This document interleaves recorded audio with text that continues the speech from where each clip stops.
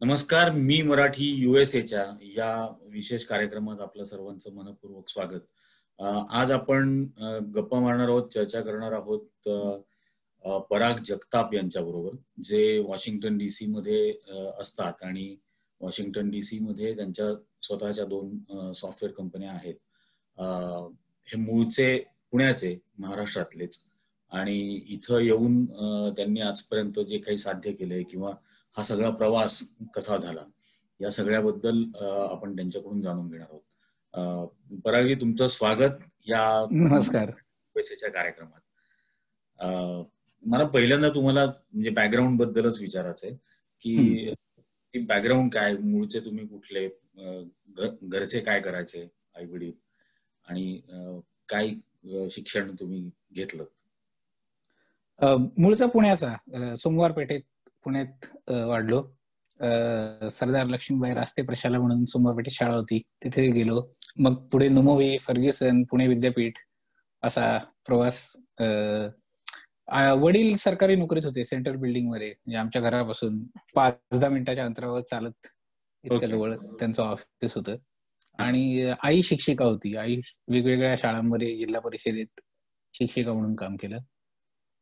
तर असं एकंदरीत born and brought up in Pune. Pune, very much. आणि तो पुण्याचा एक जो विशेष इसेन्स आहे, म्हणजे नक्कीच आहे. त्यावेळेला पुण्याला स्मार्ट सिटी करायचं झालं त्यावेळेला असं बॅनर लागले होते पुण्यात की आम्ही ओव्हर स्मार्ट आहोत. असे काही खास अनुभव त्या काळातले आहेत का? पुण्यात विशेषतः मला वाटतं नुमोवी मध्ये जास्त पाणी तयार झालं. सरदार लक्ष्मीबाई रास्ते आमचं जरा सोमवारपेठ होती, पण नुमोवी, फर्ग्युसन इथे बरेच गमतीदार किस्से नक्कीच आहेत, त्यात काही वादच नाही. म्हणजे खवचटपणा हा गुणधर्म तिथून मिळाला असं म्हणायला हरकत नाही. तो आणि असा ठाई दिसत असतो, म्हणजे नाही. कारण माझंही शिक्षण पुण्यात झालं. अच्छा. मी इंजिनिअरिंग पुण्यामध्ये केलं, त्यामुळे त्या सगळ्या काळात मी पण बघत होतो आणि होतो पहिल्यांदाच त्या सगळ्या. पण मग भारतामध्ये तुम्ही काही नोकरी वगैरे केलीत या शिक्षणानंतर? हो, प्रश्नच नाही. मी टाटा इन्फोटेक मध्ये नोकरी केली, पहिल्यांदा मुंबईला, सिव्हजला. त्यामुळे म्हणजे मुंबईचं आयुष्य अनुभवलं. आणि मला वाटतं मी एक रेअर पुणेकर आहे की ज्याला मुंबई आवडते. मला खरोखरच प्रचंड आवडली मुंबई. अंधेरीत आमचं जॉब होता आणि दहिसरला राहायचो. एकदा चर्चगेटला पण राहिलो, मित्राचे वडील जज होते, त्यांच्या फ्लॅटवर आम्ही थोडे दिवस मुक्काम होता. असं सिम्स मध्ये नोकरी केली आणि त्यानंतर मग MBA करावं असं वाटतं म्हणून मी US ला आलो. हो, अच्छा. मग तुम्ही US ला कधी आलात? 2000 साली. ओके. मग इथं MBA कुठे केलं? मिशिगन स्टेट युनिव्हर्सिटी म्हणून मिशिगन मध्ये आहे, लान्सिंग नावाचं गाव आहे, तर तिथे MBA केलं. कसा तो काळ होता? म्हणजे विशेषतः मला अशा अर्थाने विचारायचंय की तुम्ही भारतातही शिक्षण घेतलं आणि इथे घेतलं, तर मूळ शिक्षणाबद्दलच्या अप्रोच मध्ये काय फरक वाटला? हा, तर अप्रोच मध्ये आहे फरक, त्यात काही वादच नाहीये की शिक्षक हे खूपच कॉम्पिटंट असतात. सुदैवाने, माझ्या सुदैवाने म्हणा, की मी भारतात चांगल्याच ठिकाणी शिक्षण घेतलं. नुमोवी काय किंवा फर्ग्युसन काय, खरोखरच चांगल्याच जागा होत्या.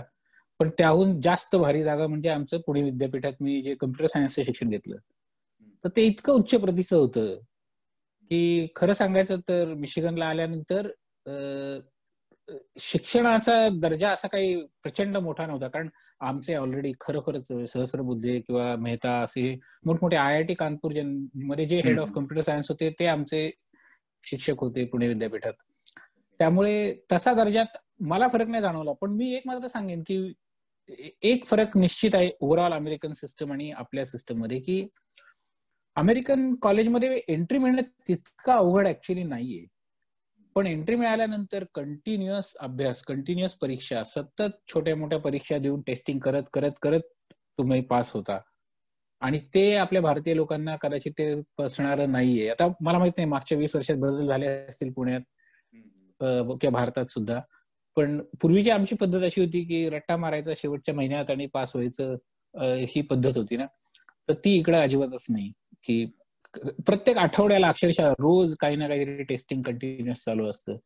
आणि दुसरा फरक की जो मी प्रत्यक्ष माझ्या मुलांच्या मध्ये बघतो, की लहानपणापासूनच त्यांना इतकं प्रॉब्लेम सॉल्व्हिंगचं शिक्षण दिलं जातं, की जे काय त्या शिकवताल, तुम्ही गणित शिकवलं तर लगेचच त्या गणिताशी निगडीत कुठल्या तरी आयुष्यातला प्रॉब्लेम देतात आणि म्हणतात की फळवाला आला आणि त्याच्याकडनं इतके ऑरेंजेस घेतले आणि त्याला तितके पैसे परत केले वगैरे. पहिली आणि दुसरीच्या मुलाला ह्या असं लगेचच त्याचं ऍप्लिकेशन असतं. आणि म्हणजे माझा व्यक्तिगत अनुभव असा होता, मी ज्यावेळेला काही कॉलेजेसमध्ये इथं अमेरिकेमध्ये जर्नलिझम बद्दल शिकवायला गेलो होतो 2 वर्षापूर्वी, की खूप प्रश्न विचारतात. नक्कीच. आणि हा खूप मोठा अनुभव म्हणजे माझ्यासाठी वेगळा अनुभव होता, कारण भारतामध्ये ज्या वेळेला असं झालं, कोणी प्रश्न विचारला, विल्सन कॉलेजमध्ये झालं होतं, तर तिथल्या प्रोफेसर्सनी त्या मुलाला रोखलं विचारताना, की how can you question when he has already said this. म्हणजे मी थांबवलं आणि मी ऑफकोर्स त्यावेळेला तो प्रश्न घेऊन त्याचं उत्तर वगैरे सगळं दिलं. पण इथं खूप प्रोत्साहनच दिलं जातं. आणि भारतात तुम्ही जे म्हणताय ना, ते काही कॉलेजेसमध्ये ते कल्चर आहे, पण ते अगदी टॉपचे कॉलेजेस आहेत. तर अमेरिकेत कसं होतं, की तुम्ही कुठल्याही खेडोपाडी जा, तिथल्या कॉलेजमध्ये ते कल्चर आहे की प्रश्न विचारा किंवा लगेचच त्याचं प्रॅक्टिकल ऍप्लिकेशन. आणि मला असं वाटतं मग त्यामुळे फरक कसा होतो, की आपल्याकडे काही ठराविक मुलं ही नक्कीच चांगल्या पद्धतीची होतील. आणि हो का नाही, की सुंदर पिचाई गुगलचा सीईओ काय उगाच नाही झाला, की त्याचं आधी बेस तो कॉलेजमध्ये इंडियातच तयार झाला ना. पण तसे हजारो सुंदर पिचाई तयार करण्यासाठी प्रत्येक खेडोपाडी, अगदी नगर जिल्हा, परभणी, नंदुरबार, सगळीकडे चांगल्या पद्धतीची कॉलेजेस पाहिजे. नुसतं पुण्या मुंबईत असून उपयोग नाही. आणि म्हणजे आपण ज्याला म्हणतो की क्रिटिकल थिंकिंग वाढायला पाहिजे, विशेषतः विद्यापीठांमध्ये, युनिव्हर्सिटीजमध्ये. ते सुद्धा माझ्या मते याच्याने खूप त्याचा फायदा होऊ शकतो खरं. आणि जे आपल्याकडे डिस्करेज होतं भारतामध्ये आहे. अगदी आपल्याकडे तुम्ही म्हणता तसं अगदी खरं आहे, की बऱ्याच ठिकाणी प्रश्न विचारणंच फ्राउंड अपॉन आहे. आणि मी म्हणजे झालं असं की मी इंजिनिअरिंग केलं कारण मला त्याचा फायदा जर्नलिझम मध्ये पण झाला. मी नंतर जर्नलिझम 20-22 वर्ष करत होतो. पण ते जे एक अनालिटिकल माइंड डेव्हलप होतं त्या अपार्ट फ्रॉम द स्ट्रीम, तर त्याचा उपयोग याच्यामध्ये झाला. आपल्याकडे हे खूप रिस्ट्रिक्शन असतात की तू इंजिनिअरिंग केलं तर तू इंजिनिअरिंगच काहीतरी प्रोफेशन करत राहिलं पाहिजे. अगदी कामामध्ये दुसरं काहीतरी करायला गेलं तर काय हा वेडेपणा चाललाय वगैरे अशा पद्धतीचं. याबद्दल अमेरिकेमध्ये कसं आहे की तुम्ही एका पर्टिक्युलर स्ट्रीम मध्ये शिक्षण घेतलं, पण वाटलं तर ते तुम्ही स्विच करू शकता का? केवळ तुम्ही स्विचच करू शकता असं नाही, तर तुम्ही कुठल्याही एरियात शिक्षण घेतलं असलं तरी प्रत्यक्षात नोकरी करताना, जर तुम्ही काम करताना तुम्ही सीएफओ बरोबर तुमची मीटिंग आहे आणि तुम्ही फायनान्सचं शिक्षण घेतलं नाहीये, पण जर तुम्ही त्या फायनान्सच्या बद्दल तुम्ही जर ज्ञान दाखवलं तर तुम्हाला तिथे वाव मिळेल. डिग्रीची गरज नाही. कित्येक अमेरिकन कंपन्यांचे सीईओज हे BA in history, BA in इकॉनॉमिक्सचे लोक आहेत. कित्येक कम्प्युटर सायन्स मध्ये ज्यांनी चांगल्या गोष्टी केल्या आहेत नंतर पुढे जाऊन, ते लोक कम्प्युटर सायन्सची डिग्रीच नाहीये. उबर ज्यांनी स्थापन केलं, there is no reason to believe की उबरचा ज्यांनी स्थापन केलं ते कम्प्युटर सायन्सचा माणूस आहे. इलॉन मस्क बघा, आता बीए हिस्ट्री झालेला रिझर्व्ह बँकेचा गव्हर्नर झालाय. त्यामुळे आता रिझर्व्ह बँक आणि इकॉनॉमी ही हिस्ट्रीत जमा होते की काय अशी अवस्था व्हायला लागलेली आहे. नाही, तर अमेरिकेत ते थोडं जे आहे ना, काही ठिकाणी आहे बरं का, नाही अगदी नाही असं नाही, म्हणजे उगाच खोटं बोलायचं कारण नाही. की उदाहरणार्थ इथे आयव्ही लीग कॉलेजेस म्हणून एक आहेत, की आपल्याकडे जसे IITs आहेत, तर इथले Ivy League colleges are not necessarily the brightest children, they are actually really really bright, पण इथल्या एलिट मधल्या एलिट लोकांची मुलं तिथे जातात आणि ऑफकोर्स दे आर ब्रिलियंट. आणि त्यामुळे त्यांचा जो एक विशिष्ट वर्ग आहे, तोच वर्ग पुढे तुम्हाला विशिष्ट ठिकाणी पोहोचलेला दिसतो. आता उदाहरणार्थ आम्ही डीसीत राहतो, डीसीत जॉर्जटाउन नावाचं कॉलेज आहे, तर तुम्हाला जे FBI मध्ये जे सगळे जे टॉप लोक दिसतील, तुम्हाला गव्हर्नमेंट मध्ये जे सगळे टॉप लोक दिसतील, most of them have come from George town, public policy वगैरे असे विषय. तर थोडा असा आहे की काही ठिकाणी की जिथं अति एक्सपर्टीज लागतो ना, तिथे मात्र की तुम्ही फारच अगदी असं नाही की रिझर्व्ह बँकेचा गव्हर्नर, मी BA हिस्ट्री करून मी रिझर्व्ह बँकेचा गव्हर्नर होतो, हे अमेरिकेत शक्य नाही. निदान काही इन्स्टिट्यूशन्स मध्ये तरी ते क्वालिफिकेशन आणि त्या स्ट्रीम मधला एक्सपिरियन्स हा खूप क्रिटिकल धरायला हवा आणि धरतात, आणि ते दाखवायला हवा, नुसतंच म्हणजे कागदावर नाही. तर त्या व्यक्तीने त्या आयुष्यातनं दाखवलं असतं. आता खरं आता विषय निघाला म्हणून मी तुम्हाला सांगतो, एकदा मी माझी कार, आणि हा अतिशय माझा जिव्हाळ्याचा विषय म्हणून मी बोलतो, माझी कार मी एकदा दुरुस्त करायला एका माणसाकडे गेलो. तर बोलता बोलता विषय राजकारणावर आला. पुरुषांचं माहिती ना, सगळेजण राजकारण गप्पा मारायला सुरुवात करतात, अमेरिका असो इंडिया असो. तर त्याच्याशी माझं चालू झालं. तर त्यांनी मला सांगितलं, he was part of senior executive service in the US, which is basically IAS चा पण थोडासा टॉप टियर, की इंडियामध्ये कॅबिनेट लेवलचे जसे लोक असतात तसं. तर त्याला जॉर्ज W. बुशने अपॉइंट केलं. मग म्हणलं, मग तू हे गॅरेज काय चालवतो, माझी कार काय दुरुस्त करत बसलाय? तर तो म्हणला, आता रिटायर झालो, आता रिटायर झाल्यावर काय, तर हे करतोय. तर त्याच्याशी बोलता बोलता मला कळलं की अमेरिकेत अशी पद्धतच नाहीये की तुम्ही कुठली एक परीक्षा दिली की तुम्ही अख्ख्या काउंटीचा हेड आणि तिथे जाऊन तुम्ही सगळ्या लोकांच्या डोक्यावरती राज्य करणार. ही पद्धतच नाहीये. प्रत्येक माणूस खालपासून जॉब सुरू करतो, आणि मग जॉब देता देता क्वालिफिकेशन दाखवत तो कधीतरी मग उच्च पदाला पोहोचेल. आणि त्यामुळे अमेरिकेत जे तुम्हाला सरकारी अधिकारी दिसतात, त्यांची वागणूक अशी कधीच मस्तावली सारखी किंवा आम्ही कोणी राजे आहोत आणि जनता आमचा दरबार आहे, अजिबात नाही. आणि मला ते असं वाटतं की आपल्याकडे कुठेतरी शिक्षण पद्धतीचाच हा दोष आहे की एक मार्क सिद्ध करायचे, एका परीक्षेत इतके मार्क आले की झालं, तो माणूस फार अगदी आपला स्टार बनून जातो. आणि मग त्याला आपण अलाउ करतो की तू IAS झालास, आता तू ये, अख्ख्या पुणे जिल्हा तुझ्या ताब्यात. हे अतिशय चुकीचं आहे. राईट.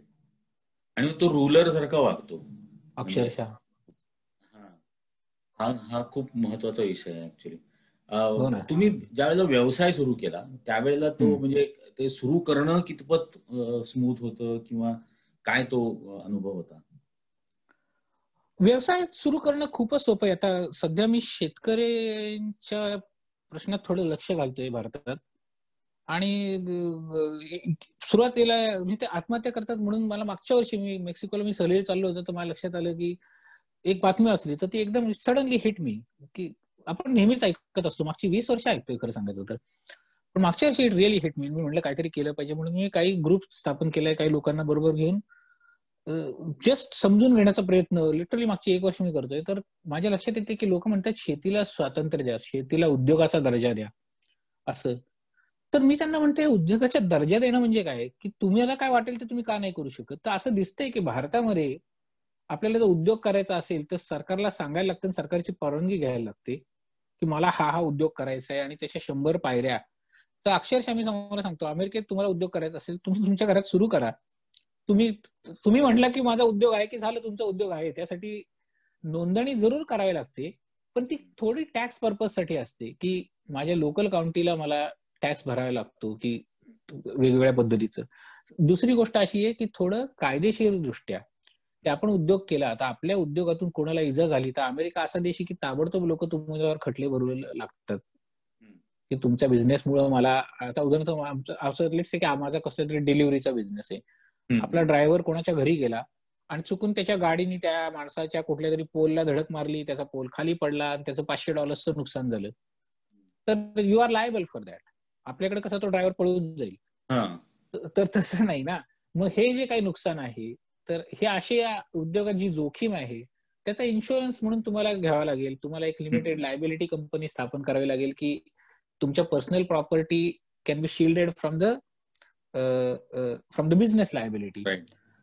तर पण ह्या सगळ्या आपल्या फायद्यासाठीच्या गोष्टी आहेत, म्हणजे त्यात सरकारचा असा अडथळा नाहीये. आणि तसं म्हणायला लागतं की जर सरकारच्या दृष्टीने बिझनेस चालू करायचा म्हणजे काय, तर एक ऑनलाईन पटकन कुठली तरी नोंदणी अक्षरशः अर्ध्या तासात झाली की झालं तुमचं, म्हणजे legally you have a business. पण लोन मिळणं, त्याच्यासाठीचं कॅपिटल उभं करणं हे कितपत सोपं जातं? अतिशय सोपं आहे. अमेरिकेत कुठल्याच गोष्टीसाठी कॅपिटलला अजिबातच तोटाच नाहीये. हा, मग आता ते परत करणं आणि तुमचा बिझनेसचा रेव्हेन्यू असणं ह्या महत्वाच्या गोष्टी आहेत. पण कॅपिटल ऍक्सेस हा अतिशय अमेरिकेत सोपा आहे. लोक तुमच्या मागे पळतात की आमचे पैसे घ्या म्हणून. तुम्ही आत्ता बोलताना शेतीबद्दल बोललात आणि विशेषतः भारत, कारण मलाही तो खूप जिव्हाळ्याचा विषय आहे आणि हम्म. मी अनेक वर्ष रुरल रिपोर्टिंग या संदर्भाने केलंय. मी जवळजवळ 700 आत्महत्या केलेल्या शेतकऱ्यांच्या घरी गेलेलो आहे. अरे बापरे. आणि बरंच म्हणजे त्यात तो सगळा डेटा लपवण्याचा कसा प्रयत्न होतो किंवा हो शासनाचे उपाययोजना या सगळ्या ट्रीटमेंट ऑफ सिम्पटम्स सारख्या असतात, नॉट हो ट्रीटमेंट ऑफ हो, डिसीज. अगदी म्हणजे आत्महत्या केली तर लाख रुपये दिले, पण आत्महत्या का केली या समस्येचं निराकरण होतच नाही. अगदी खरंय. हो आणि मग त्याला सगळेच प्रॉब्लेम असतात. म्हणजे त्याच्या मार्केटिंग पासून, कारण तो ऑप्शन मध्येच त्याला विकावं लागतं हो कायद्याने, तो हो, डायरेक्टली रिटेलला जाऊ शकत नाही. अगदी खरंय. तर हो या सगळ्या ज्या अडचणी आहेत, विजा वीज ऍग्रिकल्चर इन अमेरिका, हो. हे कसं आहे? हा, तर मला आमचे बरेच लोक हेच विचारत असतात की कसं आहे आपल्याकडे. तर सगळ्यात महत्वाचं काय आहे हो, की अमेरिकेत कुठल्याच बिझनेसमध्ये शेती सोडा, कोणत्याच बिझनेसमध्ये सरकार तुम्हाला असं सांगत नाही की अमुक किमतीला एखादी वस्तू विका. सध्या ट्रम्प ते फार्मास्युटिकल मध्ये करायचा प्रयत्न करतोय. आणि it might be a good thing actually, कारण फार्मास्युटिकलच्या प्राइसेस, म्हणजे कॅन्सर तुम्हाला झाला तर कॅन्सरचा ड्रग वर्षाला $3 लाख, म्हणजे सामान्य माणसाला शक्यच नाही $3 लाख वर्षाला देणं.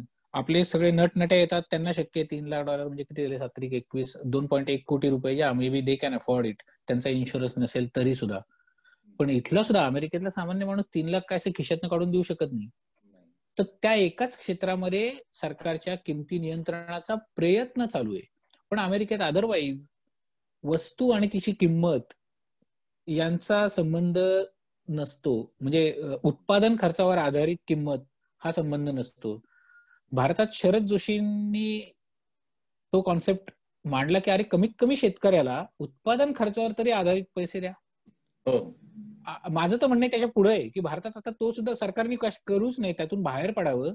आणि माझा ठाम विश्वास आहे की भारतामध्ये माणसं इतकी जास्त आहेत, शेती इतकी कमी आहे, आणि अजूनही शेती आपल्याला वाटतं तेवढे काही मुबलक नाहीये, जस्ट इनफ आहे. आणि सरकारने ते आज शहरी लोकांच्या फायद्यासाठी किमती नियंत्रण आणि ते सगळी जी काही सिस्टम एपीएमसीची केलेली आहे, त्याला काय म्हणतात, कृषी उत्पन्न बाजार समिती, बाजार समिती. तर त्याच्यातच जाऊन शेतकऱ्याला माल विकावा लागतो, हा जो काही प्रकार आहे ना. त्यामुळे भारतात आर्टिफिशियली सगळ्या प्राइसेस खाली आहेत. आणि इन अ वे आपण काय केलंय, मी तुमच्याशी एक ग्राफ कधीतरी शेअर करेन ईमेल वरती. पण मी स्वतः अभ्यास करून आकडेवारी काढली तुम्हाला सांगतो. 1950 सालापासून आजपर्यंत, माझा आकडा थोडा इकडे तिकडे होईल पण अंदाजे सांगतो की 1950 साली शेतकरी हा भारतीय उत्पन्नाच्या तो काहीतरी सरासरी 50-60% आसपास होता. की अख्ख्या भारताच्या लोकांचं हो उत्पन्न हो. 100 रुपये असेल तर शेतकऱ्याचं उत्पन्न 60 रुपये तरी होतं. आज ते उत्पन्न काहीतरी 20-25 रुपयावर आले इतकं ते. आणि त्यामुळे ते ऍब्जेक्ट पॉवर्टीमध्ये ती व्यक्ती, ते सगळे लोक गेलेले आहेत. तर अमेरिकेत मग हा फरक आहे ना, की अमेरिकेत सुद्धा जे जगभर झालं तेच भारतात सुद्धा होणार आहे, की सगळ्या लोकांनी शेती करायची गरज नाहीये. आज अमेरिकेत फक्त, अख्ख्या अमेरिकेत मला वाटतं 2 लाख शेतकरी असतील डोक्यावरनं पाणी. हो, हा, म्हणजे त्याहून जास्त मला वाटत नाही शेतकरी आहेत. आणि या सगळ्यांकडे प्रचंड मोठमोठी शेती असते, कमीत कमी 500 एकर वगैरे अशी. म्हणजे असं तुम्हाला मार्जिनल फार्मर्स दिसणार नाहीत की 10 एकर राईट. मध्ये शेती करतोय. आणि मग हे लोक अर्थात त्यांचे आयुष्य काही फार सुखाचं मुळीच नाहीये. पण झालंय कसं की अमेरिकेत त्यांना कधीच बंदी नव्हती ना की तुम्ही इतकीच जमीन घ्या आणि तितकीच जमीन घ्या. त्यांना कधीच बंदी नव्हती की तुम्ही तुमचा माल कुठे विका, कितीला विका. जर जास्त उत्पादन झालं तर स्टोअर करा का नका करू. किती सारी गोष्ट आहे की माझ्याकडे कांद्याचं उत्पादन जास्त झालं नाशिकला, स्टोअर करून ठेवा, कांदा काही खराब होणार नाही, तो चांगला वाळवा आणि पुढच्या वर्षी विका. काय जे असेल ते त्याचं त्याच्यावर प्रक्रिया करून त्याचं वेगळं काहीतरी करा. तर हे सरकारने इतकी जी बंधनं घातलीत आपल्याकडे, त्यामुळे आपल्याकडचा शेतकरी हा आर्टिफिशियली गरीब राहिलाय. हो, निश्चित. पण म्हणजे आता तुम्ही